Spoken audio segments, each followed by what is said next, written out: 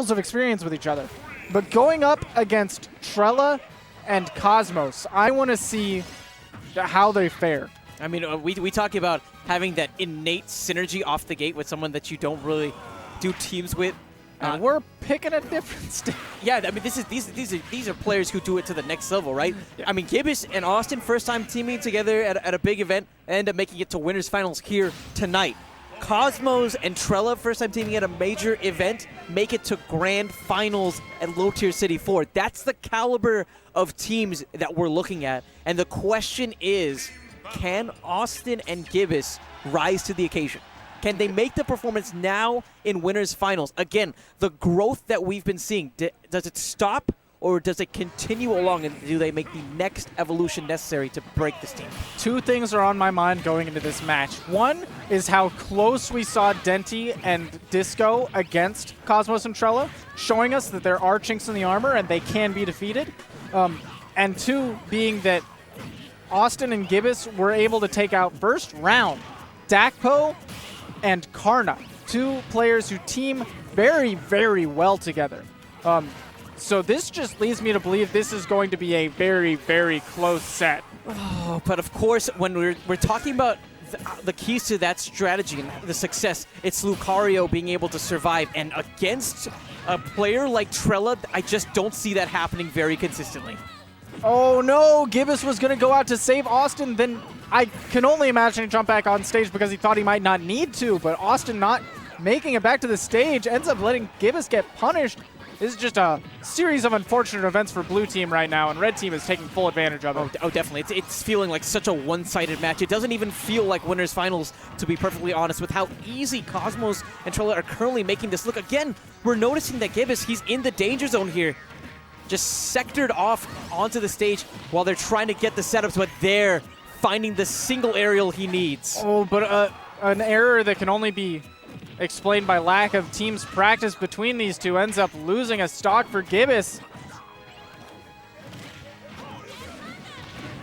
And I feel like a big part of when we look at how successful Disco and Denti were against this team came again with the idea of dismantling the damage dealer. And just as they did against GNS, I need to see them take out Trela, but this team is just looking unstoppable. Those follow-ups, the way that Cosmos was able to capitalize as he was trying to make it back onto the stage, just absolutely ridiculous synergy that we're seeing from Red. I mean, the cool, crazy thing about Red team is that even though Cosmos is the passer, Cosmos is the one who wants to throw it to Trela so that he can get the finishing blows, but Cosmos has no lack of ability to make the finishing blows himself. This character is nutty at high enough percents. This character is nutty. Oh my god. This character is nutty.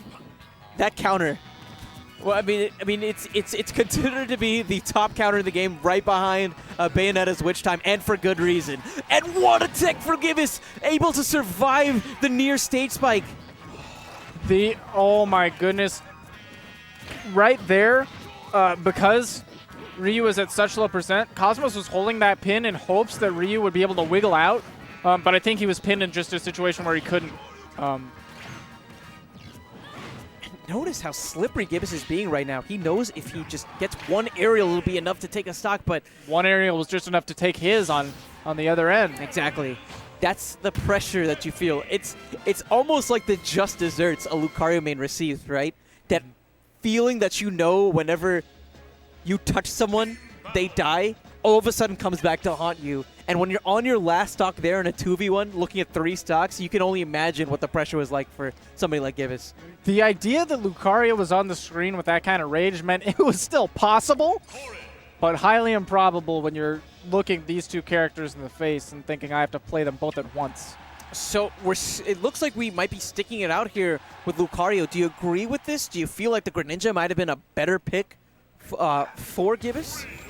I mean, getting in against Corrin is going to be a little bit difficult as a character like Lucario. I think he has a bit of a trouble with disjoints, but you don't always have to be the guy who's going in. I think Ness does a pretty good job of forcing some approaches.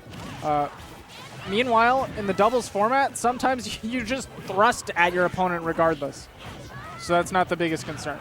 I feel like the benefits that Lucario gains from doubles is enough to warrant him staying. And also the benefits from this stage as well. The increased size of these blast zones will allow him to survive a bit longer, and that's so critical for the strategy. What an up smash and a great counter, but somehow Awestin sneaks back on stage, but Cosmos still finds the stock onto Gibus.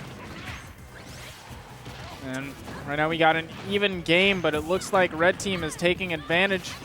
Ooh, I was going to say Red Team's taking advantage of the stage control, but it's really just a slobber knocker right now, back and forth. They're vying for positioning. Look at Gibus go, ready to go deep, find the aerials in order to box out the opponents while they're trying to make it on stage. Meanwhile, Awestin covering the skies, not letting them land. Tricky recoveries all around. You're noticing Cosmos more comfortable with the counter search option here, though finding less utility the more he uses it. The closer that Ness is to the stage, the less reliable that setup is going to be, because he's going to hit his invincibility right through your hitbox. Back here, Awestin trying to just take Trela out of the picture here. He's dropping down, but you're noticing Cosmos, the heads-up awareness. Trela tried to do the FADC. Instead, Gibus ends up knocking him out of the park. But there's Trela nearly answering back. I'm amazed that he did not die there. Battlefield. That's insane.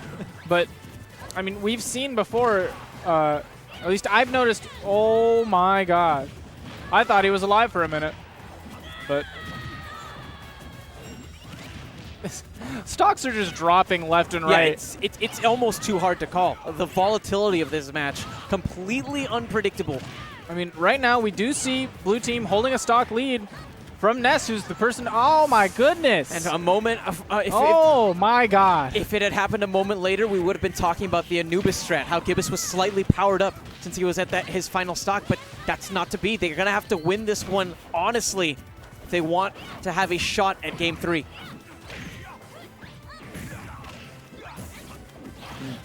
Again, just red in these final stocks have been clutched throughout the history of this tournament. Can they find that clutch factor again here? Oh, that was certainly a clutch Aura Sphere. But Trela is still able to make it back. Cosmos, though, dropping his stock. This is going to be a 2v1 situation, and I feel like it's all but over. That has to be back throw.